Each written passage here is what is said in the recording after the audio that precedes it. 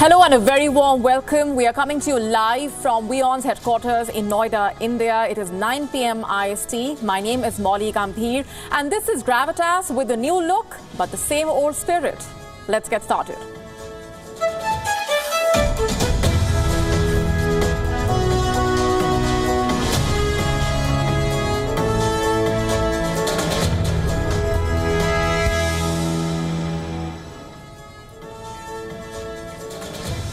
Will Israel invade Rafah any moment now?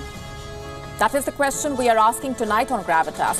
All developments point at an imminent and immediate invasion of Rafah. Israel has in fact reportedly carried out air raids in eastern Gaza.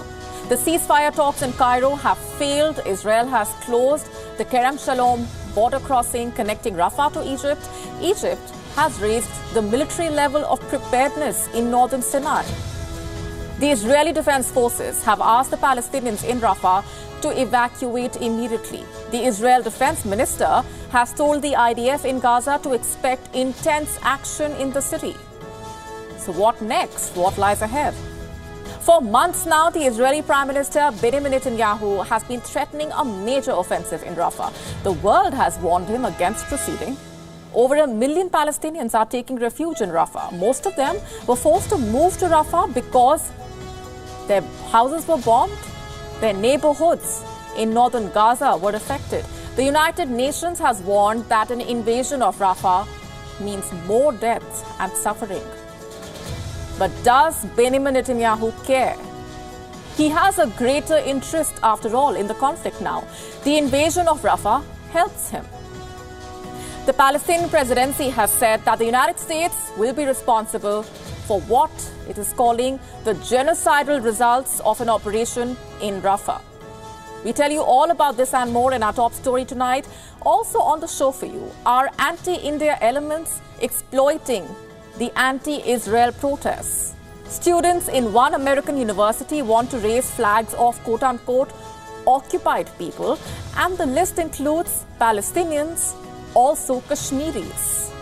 What gives? What and how much do these protesters really know and understand about Kashmir? The Russian President Vladimir Putin has ordered the country's troops to conduct nuclear drills near Ukraine. Russian troops have been told to practice the use of tactical nuclear weapons. We get to that story in just a few minutes from now. Also coming up for you, why is Nepal provoking India? A proposed 100 rupee note in Nepal features Indian territories of Kalapani, Limpiadhura and Lipu Lake as parts of Nepal. On Gravitas tonight, we ask, is China behind this provocation?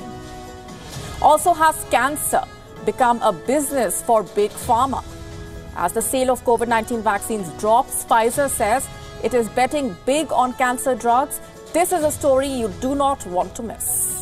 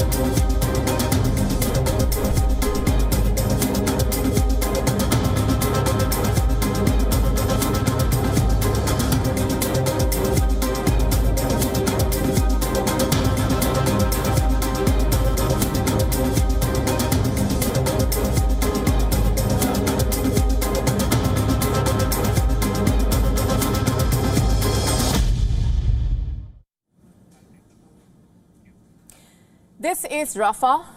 It is in the south of the Gaza Strip. To its north is Khan Yunis. To its south is Egypt. The North Sinai Governorate, if I must be more specific. Rafah shares a border with Egypt. Rafah is also the only city in Gaza that the Israeli military has not entered. This may change any moment now. All signs are pointing at an imminent and immediate invasion of Rafah. Number one, Israel has started air raids in Eastern Rafah. Number two, Egypt has raised the military level of preparedness in northern Sinai. Egypt, in fact, has built a fortified buffer zone near its border with Rafah.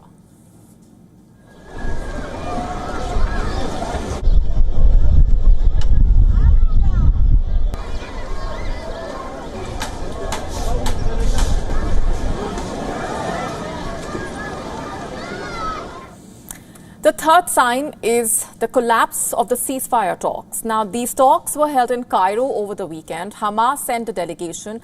Israel skipped. Hamas demanded an end to the war. It said Israeli hostages held in Gaza will be freed if the war ends.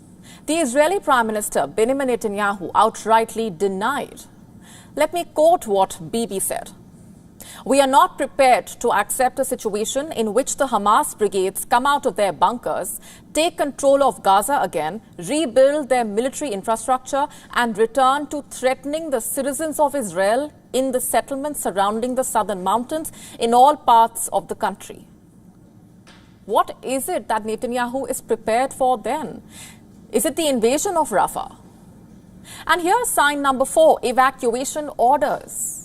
That's right. The Israel military has told Palestinians living in Eastern Rafah to evacuate immediately. People are reportedly being sent text messages. They are getting phone calls. Flyers are being dropped. Warnings are also being broadcast on television, all reading, "Evacuate immediately." The IDF says the order applies to around 100,000 people. The question is, where will these people go? Is there any safe zone in a war zone? In Gaza, at least, there are none. Al-Mawasi is where the IDF is asking the evacuees to take refuge in. But the UN aid agency says this place is not suitable. It does not even meet the basic needs. The Palestinians in Rafah are already living in dire conditions. Many of them have moved 4 to 5 times since the war started. Must they move all over again? And why does Netanyahu want to invade Rafah? At the start of the war, the Israeli Prime Minister had pledged to wipe Hamas off the face of the earth. Israel is not close. IDF claims there are 4 Hamas battalions in Rafah. Where is the guarantee that an invasion of Rafah will mean the end of these battalions? Hamas has said that Rafah operation will not be picnic for the IDF, adding that its fighters, led by the Al-Qassam brigades, are ready to defend themselves. Next question. Whom does the Rafah invasion actually benefit? Who has a greater interest in the conflict now? Sure, Hamas provoked the war with its October 7 attacks. It launched an assault, killed 1190 Israelis, took hundreds of others hostage. But it is 6 months now. Nearly 35,000 people have died in Gaza, and they are mostly women and children. The war should have ended by now, and it has not, because peace does not favor Netanyahu's political interest. Bibi is facing pressure at home. And as per the latest survey by Israel Democracy Institute, only 15% of Israelis want Netanyahu to keep his job after the war. Only 15%. In other words, if Netanyahu is to keep his job, the war must go on. And this also explains why Netanyahu has been talking about invading Rafah for weeks now. He has previously also said that Rafah will be invaded regardless of whether Israel and Hamas reach a ceasefire deal. Now, what are the chances Netanyahu sabotaged the ceasefire talks and he will now use the failure of the talks as an excuse to invade Rafah? You see, Netanyahu is also facing pressure from the opposition. Opposition leaders like Yair Lapid criticized Bibi on the platform X. You know what Lapid said? Netanyahu must do everything to bring back the hostages. Hamas, for that matter, says it will continue the ceasefire talks. Hamas spokesperson Abdul Latif Al-Qanu said, and I'm quoting here, "We will continue the negotiations positively and with an open heart." What about Netanyahu? Today, Israel is marking Holocaust Remembrance Day. The sound of a 2-minute siren brought Israel to a standstill.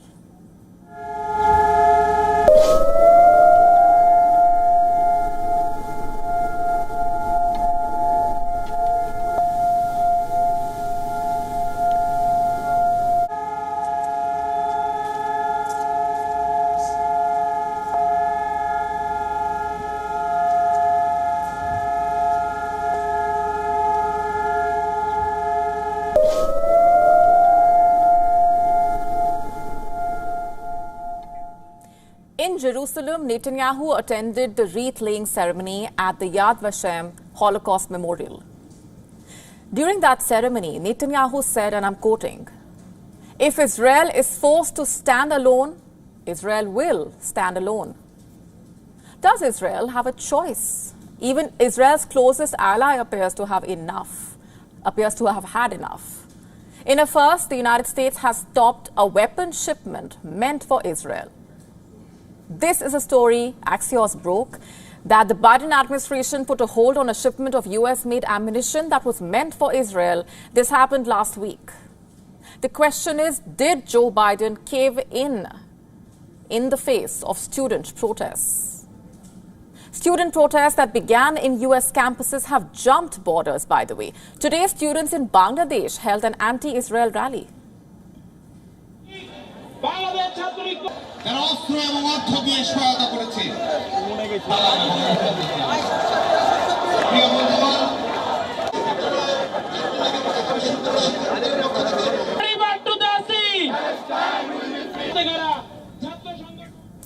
Students in Oxford and Cambridge have also set up protest encampments.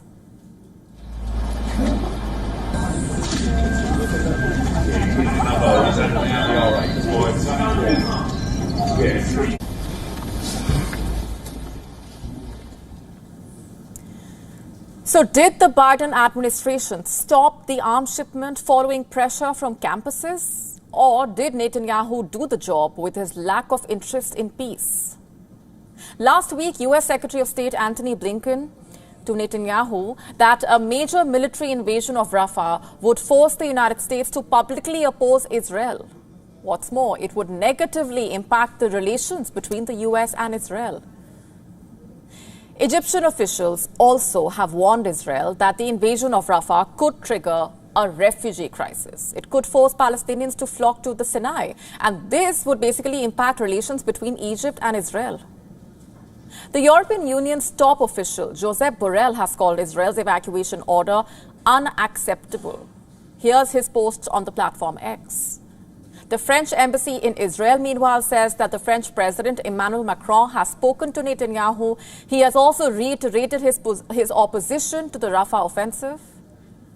And as I speak, there is utter chaos and confusion in Rafah. The situation is desperate. People in the thousands are taking the road. Palestinians say they do not know where to go. The international charity Islamic Relief has said that Palestinians will inevitably die as a result of the Rafah evacuation. The death toll in Gaza is nearing 35,000. Over 78,000 others have been injured. The people are all dead. What do they want from us?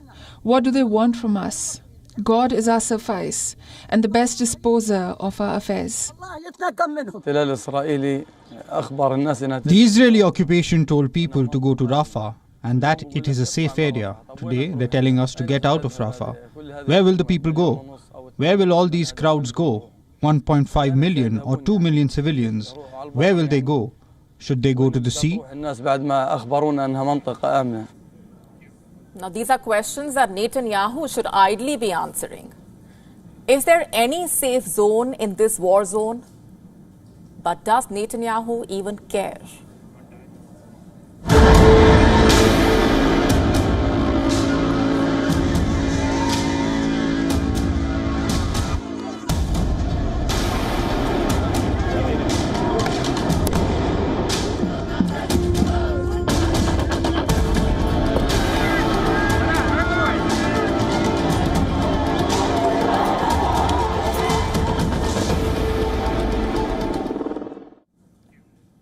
And speaking of questionable motives, are anti-India elements exploiting the pro-Palestine protests at US universities?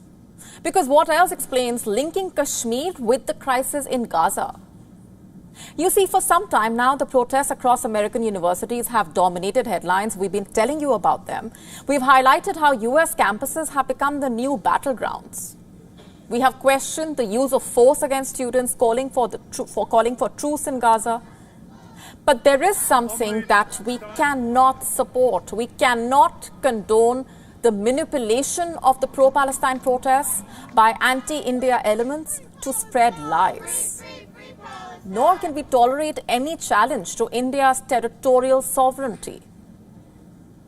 Leading Indian-American groups in the US have urged a university against accepting one of the demands of protesting students. Just for some context here, in a bid to quell the campus unrest, Rutgers University in New Jersey has accepted some of the protesters' demands. One of the demands, if accepted, sets a very dangerous precedent.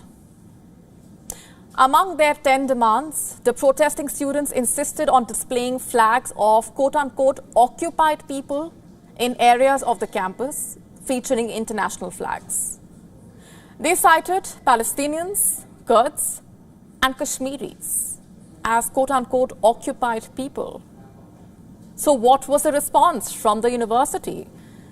The Rutgers administration agreed to some of the demands made by the students, such as admitting 10 displaced Palestinian students, recruiting Arab faculty members, and establishing an Arab cultural center, among others. However, regarding the flag demands, the Rutgers administration said it would review the flags. Quick question here. Do these agitators need a history lesson? Is the Palestine issue the same as the Kashmir issue? The last time we checked, the protests were around calls for a ceasefire in Gaza, divestment from companies doing business with Israel or supporting its war efforts, and raising awareness about the dire humanitarian situation in Gaza.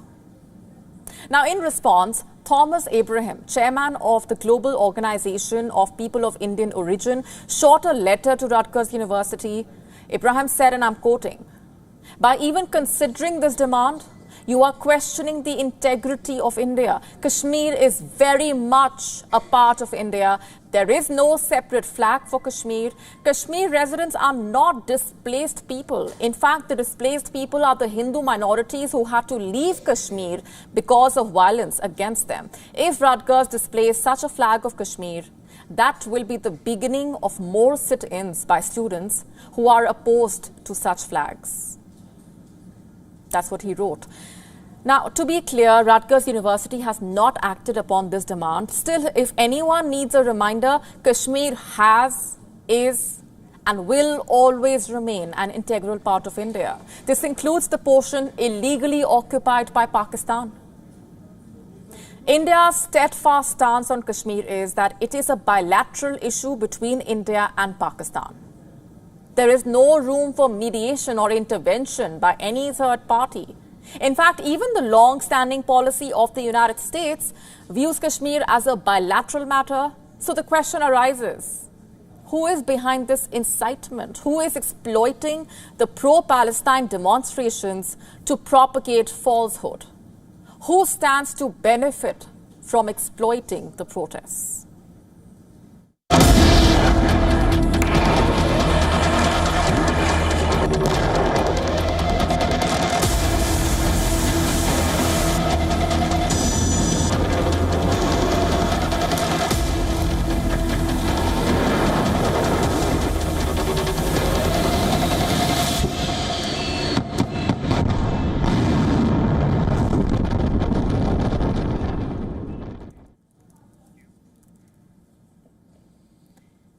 Shifting focus now to the other war, the one in Ukraine. For long now, one question has haunted NATO leaders. Will the Russian President Vladimir Putin press the nuclear button? And for long, Moscow has denied it has any such intention. However, today, that possibility is looking more tangible than ever. The Russian president has ordered nuclear drills to be conducted right on Ukraine's doorstep. That's right. On Monday, Russia announced drills including practice for the use of tactical nuclear weapons. Now, what are tactical nuclear weapons? They are weapons to be used on the battlefield to achieve a military goal. They can be mounted on missiles, airdropped bombs, or even artillery shells. And here's why Russia's announcement of nuclear weapons drills is big. Major nuclear powers routinely check their nuclear weapons, but very rarely link such exercises to specific perceived threats in the way that Russia has, at least publicly. So what triggered this reaction from Russia? Moscow blames it on the West. No surprises there. Except NATO leaders have recently expressed their intent to deploy troops to Ukraine. Remember, Ukraine is not part of the US-led bloc. It wants to join the alliance. In fact, it was this interest that also triggered the Russia-Ukraine tensions in the first place. But placing NATO soldiers in Ukraine to fight Russia, that was never going to be on the cards. For starters, Ukraine is not a member of NATO. The US-led military alliance can go to war when one of them is attacked first. It is its policy. An attack on one is an attack on all. Hence, as it stands right now, NATO has no reason to attack or go to war with Russia. Moreover, direct confrontation with Russia is not what the NATO wants. A direct war with Russia would trigger World War III, and that is not what NATO would want or can afford. Still, it has not stopped some of them from discussing the Western response to the Ukraine war. Take the example of the French President Emmanuel Macron. In an interview with The Economist magazine, Macron did not rule out sending troops to Ukraine to confront Russia. A day later, the UK Foreign Secretary David Cameron also declared that Ukraine could use British weapons against targets inside Russia if it wanted. Now, these provocative statements from the West have seemingly angered Vladimir Putin, provoking him enough to flaunt Russia's nuclear arsenal in the drills that have been ordered. According to the Russian Ministry of Defense, the nuclear weapons drill will include practice for the preparation and deployment of non-strategic nuclear weapons, weapons intended to increase readiness to fulfill combat tasks. And here's why the NATO should not take Russia's warning lightly. Russia's strategic nuclear forces hold exercises regularly, but the new drills involving tactical nuclear weapons mark a significant escalation in the conflict. Since the war started, Russia has warned of rising nuclear risks. In March, in fact, Putin warned the West that a direct conflict between Russia and the US-led NATO would mean the planet was one step away from World War III. He also said that hardly anyone wanted such a scenario. Still, shouldn't NATO leaders exercise restraint in provoking Russia? In the 2 years of the war, we've already come a long way from verbal nuclear threats to Russia now holding nuclear drills. Who is going to stop before the next step becomes a reality? Sure, Russia follows a no first use policy, indicating it would retaliate to any nuclear or mass destruction attack against it. Still, amid the escalating provocations, could the Ukraine war turn nuclear? We do hope that sense prevails. A quick look at some of the other stories that we have lined up for you on the show tonight. How do you feel about snakes? In Nepal, snake population and snake bites are on the rise. And with summer season peaking, the country has been put on high alert. We get to the details. In India, crores of rupees have been seized from the home of a house help. Who did she work for? The personal secretary of a serving minister in the state of Jharkhand. We get to the complete story. We also have stories that we wished never happened, so we did not have to tell you about them. In Delhi, a class 8 boy was beaten up and sexually assaulted by his classmates, leaving the young boy's intestine and other internal organs severely damaged. In Karnataka, a mother threw her 6-year-old son in a river filled with crocodiles. How inhuman have we become?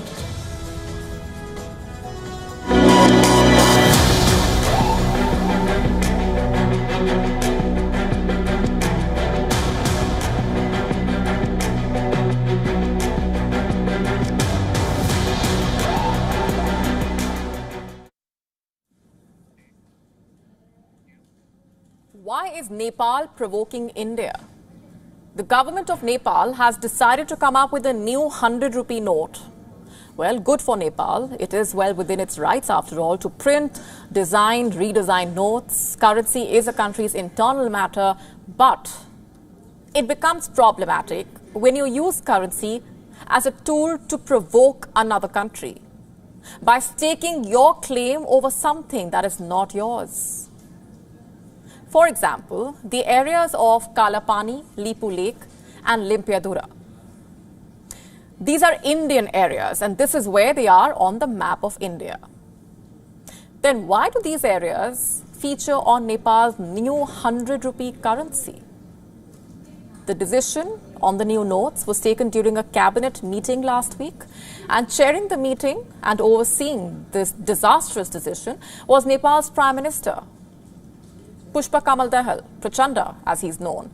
And what exactly was Prachanda trying to prove with this unilateral decision? And on whose order and under whose guidance? Now, India's External Affairs Minister, Dr. S. Jaishankar, has said, and I'm quoting here, our position is very clear. With Nepal, we are having discussion about our boundary matters through an established platform. In the middle of that, they unilaterally took some measures on their side. 4 years ago, Nepal indulged in some dubious map marking. It included Kalapani, Lipu Lake and Limpiadhura in its new map. A constitution amendment bill was then passed by the Parliament of Nepal. The misleading map was legitimized. At the helm of it all was the then Prime Minister of Nepal, KP Sharma Oli. And the very next year, the Oli government collapsed. China tried to come to Oli's rescue. It failed. In March this year, KP Sharma Oli's Communist Party of Nepal entered Nepal's coalition government. Oli now has a sway and a say. Less than a month later, you have a new provocation in the form of a new note. Is it a coincidence or more than that? Also, I told you how China had tried to save the Oli government when it was facing an imminent collapse. China had sent its top officials, in fact, to Nepal. The Chinese ambassador to Nepal also reached out to the members of the rival faction within Oli's party to try to stop them from pushing out Oli from office. That is how deep China was in the game and governance in Nepal. And with Oli back in governance, has the Chinese influence in Kathmandu increased as well? In March, as Nepal's coalition saw a recalculation with the exit of the Nepali Congress and the entry of Oli's Communist Party, there was already a buzz in Kathmandu about who could be pulling the strings. Nepali Congress, along with other parties, pointed the finger at China. C.K. Roth, who is the chairman of the Janamat Party, said, and I'm quoting here, the government was changed in Kathmandu under the influence of China and its ambitious Belt and Road Initiative. Oli was forced to clarify. He claimed China did not engineer the change in government. Now, cut to the note nuisance, one cannot help but ask, was this China's plan as well? Was the cabinet decision taken under Chinese orders? China will not be facing the consequences, Prachanda will. The Prime Minister is already, in fact, facing criticism at home. Reports say former diplomats are calling Prachanda's decision too provocative and uncalled for. Now, obviously, the notes will not come into circulation anytime soon. It's a long process. The cabinet's decision will first have to be sent to Nepal's central bank. Next, the central bank will have to come up with the tenders for printing the notes. The entire process could take about a year. But is it worth provoking India? India, after all, gives development assistance to Nepal. India was the first responder following the 2015 earthquake in Nepal. India provided 1 million doses of COVID-19 vaccine in grants to Nepal. During the pandemic, almost all of Nepal overland trade, and I repeat, almost all of Nepal's overland trade with India and the rest of the world took place through customs stations on the Indian border. India is the largest trading partner of Nepal. India accounts for about 2/3 of Nepal's merchandise trade, 1/3 of trade in service, about 100% of petroleum supplies. India is also the largest source of foreign investments in Nepal. Seriously, what was Prachanda thinking?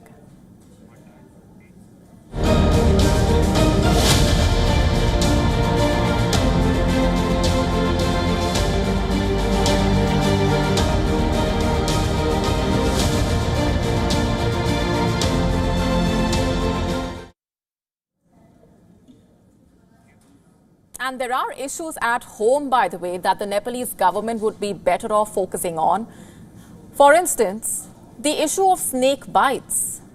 Snakes and snake bites have become a matter of huge concern in Nepal, despite efforts to address this issue, including the establishment of over 100 treatment centers nationwide. Snake bites remain a significant public health concern in the country. Our next report getting you the details.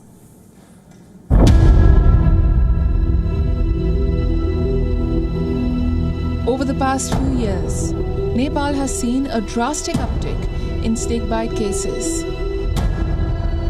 Hospital records in Nepal suggest that the country faced an estimated 20,000 snake bites annually, resulting in over 1,000 deaths. However, these numbers are likely underestimated, with studies suggesting a much higher burden. Vulnerable populations such as poor women and children are disproportionately affected, particularly in the southern plains, where warmer climates foster snake activity. According to the World Health Organization, globally, nearly 138,000 people die of snake bites annually. Studies suggest that 70% of those casualties are in South Asia. In 2017, the WHO listed snake bites as a neglected tropical disease due to the lack of attention it receives from the global health agenda. Reports indicate a concerning trend of snakebite fatalities extending beyond the Terai region in Nepal into hilly and mountainous areas, attributed partly to climate change. Despite efforts to enhance healthcare services and raise public awareness, logistical challenges and traditional beliefs hinder timely medical intervention. This contributes to avoidable deaths. Study shows that close to 3,000 people die from snake bites every year in the Terai region before even making it to the hospital. Ambulances don't reach the victims on time, and in cases that they do, finding the right place for treatment is difficult. As per reports, government initiatives to improve healthcare services and raise awareness are underway, alongside efforts to procure anti-snake venom and train healthcare workers. Recommendations include maintaining cleanliness, avoiding outdoor activities at night, and promptly seeking medical attention post the bite. Community education and infrastructure improvement are crucial in effectively combating this pervasive threat. Utilizing the available transportation, such as motorbikes, can expedite medical care.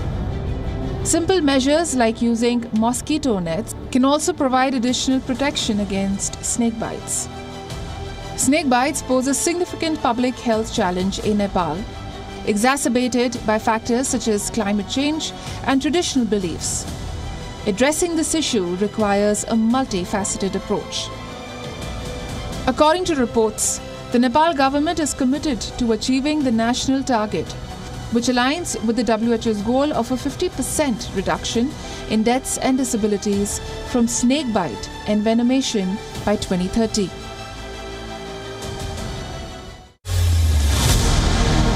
Been arrested.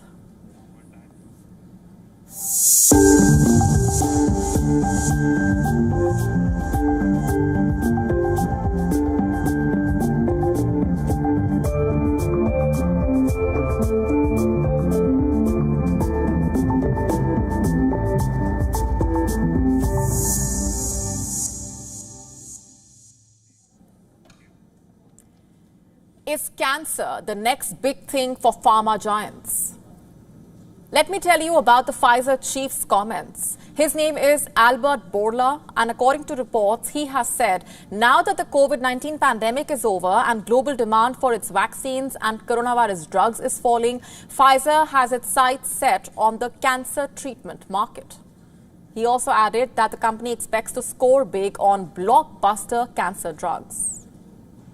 You see, the COVID-19 pandemic brought about a business boom for Pfizer. Its revenue soared to record heights. In 2022 alone, Pfizer's total sales amounted to $157 billion. COVID-19 vaccine accounted for close to $38 billion of that.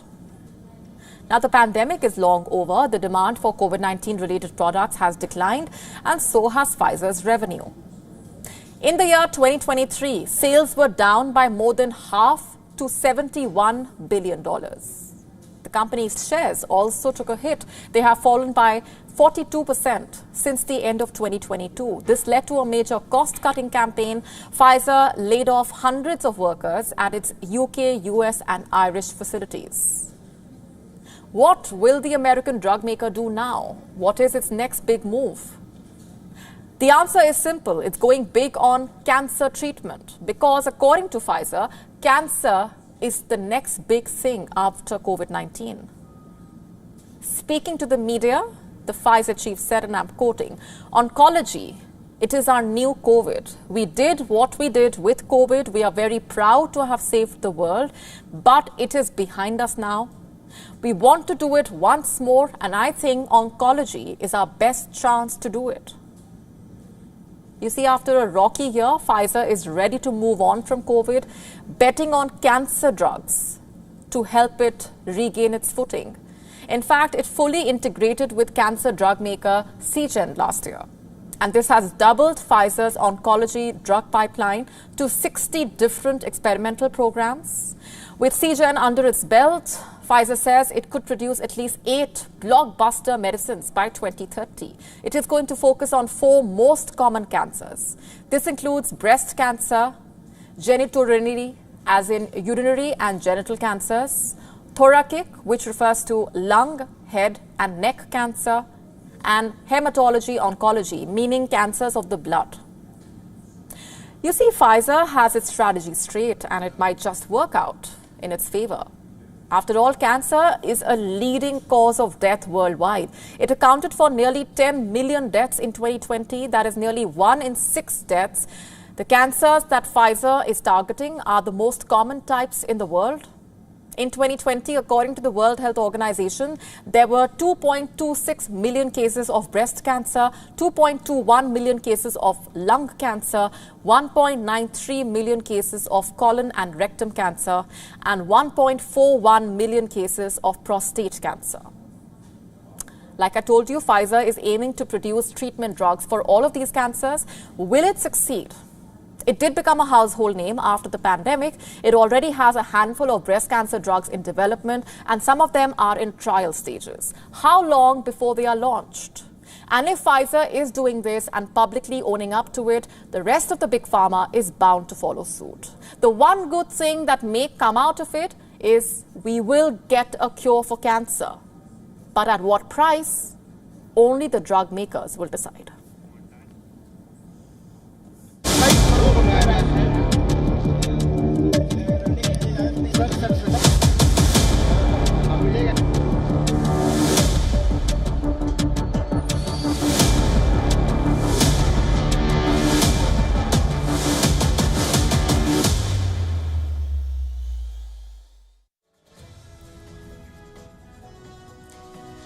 On to the state of Jharkhand in India. This is a story that has sent shock waves across the country. Crores of rupees have been seized from the residence of a household help. Reportedly, the house help of the personal secretary to a minister. What exactly happened? Who is this minister? What is the story here? Our next report getting you the details. Crores of rupees in cash seized from a house help. That in itself sounds like a shocker, right? Wait till we get you the complete story. On Monday, the Enforcement Directorate launched a series of raids across multiple locations in the capital of the Indian state of Jharkhand. This led to the discovery of crores of unaccounted cash. A mountain of currency notes could be seen in the footage. Wads of currency notes seen in a room allegedly belonging to a domestic help. Whose domestic help? As per reports, the ED has recovered more than 20 crore rupees so far at the premises of a domestic help allegedly linked to the secretary of a Jharkhand minister, Alamgir Alam. Sanjeev Lal is the personal secretary to the minister. So who is Alamgir Alam? The 70-year-old belongs to the Congress party and is Jharkhand's rural development minister. He represents the Pakur seat in the Jharkhand Assembly. He also served as the Speaker of the Jharkhand Assembly in 2006. And what does he have to say? As per reports, Alam has urged patience and restraint in jumping to conclusions. He has denied that he has any links to the seized items and that it would not be right to comment since the probe agency is still investigating the case. As per reports, the raids targeted approximately half a dozen locations linked to Virendra Ram and his inner circle. Who is Virendra Ram? Former chief engineer at the Jharkhand Rural Development Department. He was arrested by the ED in February 2023 in connection with a money laundering case. Meanwhile, reacting to the ED raids, the BJP accused the state government of turning Jharkhand into loot khand. The Jharkhand BJP spokesperson has launched an attack over the raids, raising the issue of corruption, alleging that there is a plan to spend this money in the elections and that the Election Commission should take action.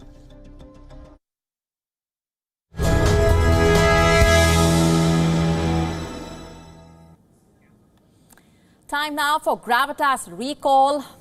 On this very day in 1969, India said goodbye to its former president, Dr. Zakir Hussain. He was India's first Muslim president and the first to pass away while in office.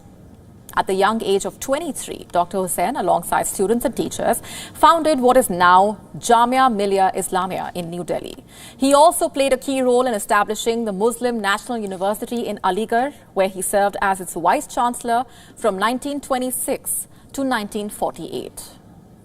Invited by Mahatma Gandhi, he chaired the National Committee on Basic Education, aimed at crafting a syllabus rooted in Gandhian principles. Having entered the upper house of parliament in 1952, he contributed internationally, serving on UNESCO's executive board from 1956 to 1958. Elected president in 1967, his sudden demise due to a heart attack on the 3rd of May 1969 prompted a national mourning period of 13 days. His funeral procession was accorded ceremonial honors, with several nations also observing days of mourning. Dr. Hussain's legacy lives on, with his final resting place alongside his wife at Jamia Millia Islamia in New Delhi, a testament to his enduring influence.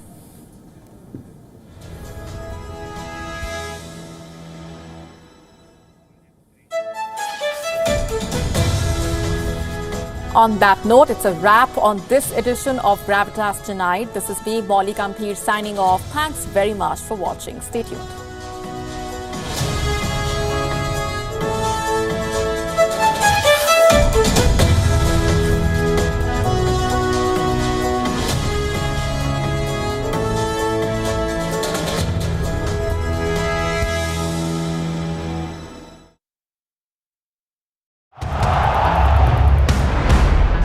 Everyone loves a contest.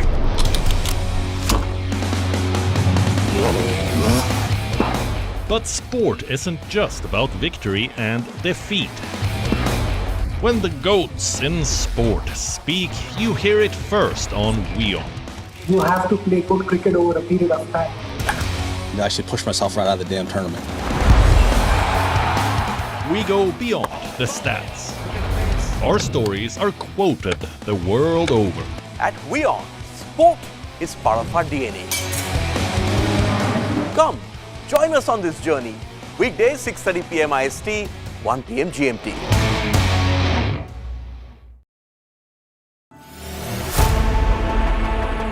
Know more, understand better, think ahead. Hello and a very warm welcome. You are watching Gravitas with me, Molly Gambhir.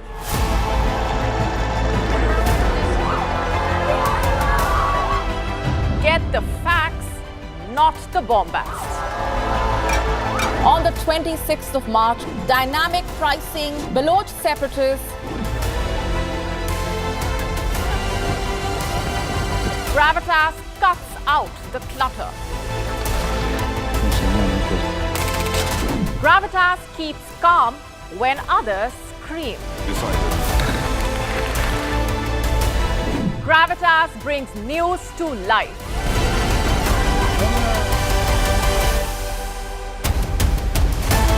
Weekdays, 9 p.m. IST, 3:30 p.m. GMT. Gravitas.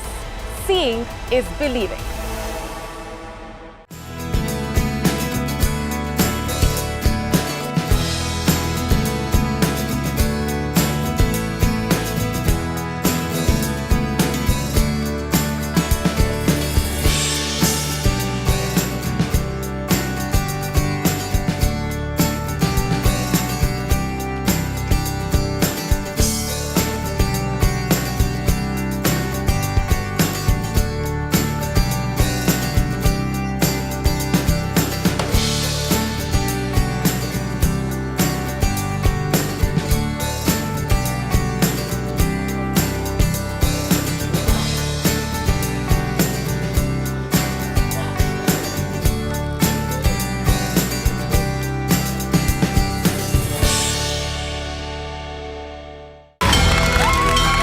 From the bustling trading floors of Wall Street to the vibrant exchanges of Asian stock markets, WION breaks it down for you to make sense of what's happening, as we reveal the key factors behind events, strategic battles, and the game-changing business decisions that shape the world. We bring you all of this and more on World Business Watch. WION, India's global voice, the channel that brings you the biggest stories from across the world through India's lens. Now available in more than 190 countries worldwide. Because we believe that the world is one. Watch us in Africa, Europe, USA and Canada, South America, Asia Pacific, Middle East and North African regions. Also available on these digital platforms across the world. WION. World is one.